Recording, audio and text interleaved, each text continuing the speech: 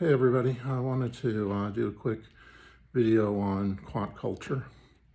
One of the things that's most interesting, I think, that I've learned as I've been at a few different firms is that quant is particularly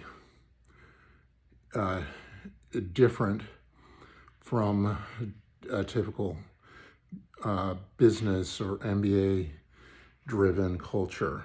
And one of the most common things that people do wrong with quant is to try to think about it in purely functional or transactional terms without considering the culture. It seems like you ought to be able to just take quant and graft it in to normal business culture. But it is possible to do that. And I think in some ways that's what people mean when they talk about data science. And that's one of the reasons I use the term quant and prefer the term quant, is simply because data science is kind of, one of the ways people think about data science is it's,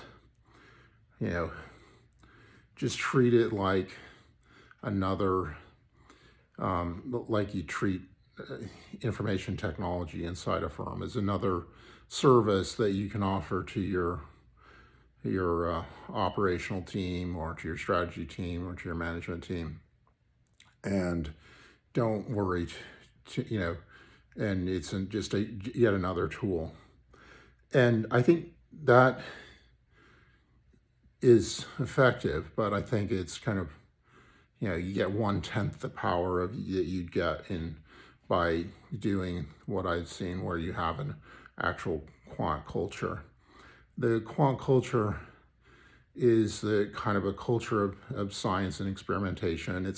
It's more or less the people that I've seen do quant well kind of have an organic quant culture where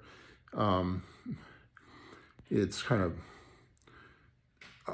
this isn't what I'm necessarily recommending, but the ones that have done it really and made it really powerful, kind of everybody from top to bottom in the organization kind of has a deep understanding of what quant is. Now, from the chairman on down. And I think that is ideal, but I also think that you can actually cultivate a quant culture within a firm, even if everybody in your firm didn't go to physics grad school. I think there is another, there's kind of a way to grow it inside the firm and teach it to people. And basically what it involves is it's kind of two things. One, it's an openness to experimentation and kind of a scientific mindset, kind of like what you'd find in academia, although it's not exactly that because it's a little bit more practical. But I think that the second thing is a kind of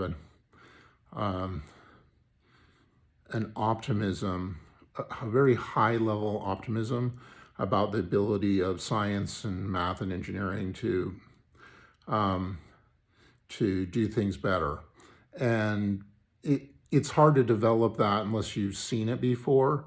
But I think you can develop it even if you haven't seen it before, just kind of by suspending your disbelief.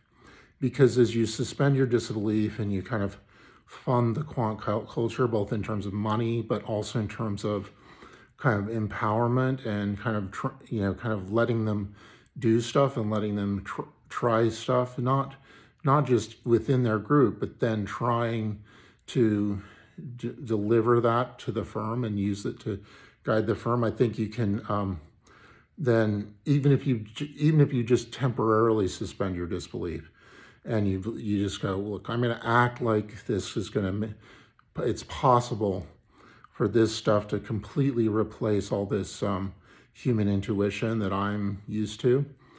And you say, I might just suspend my disbelief for a year, right? And then we'll see. And I think once you see the results, then you're gonna build an actual belief in the ability of that to happen, and you can kind of then you can kind of grow and naturally, and I think that can be done. I'm I have that optimism because I've seen the results of it, and I think it's somewhat heroic to kind of sponsor that in a firm. And one of the purposes of these videos is to kind of help people to have the courage to do that.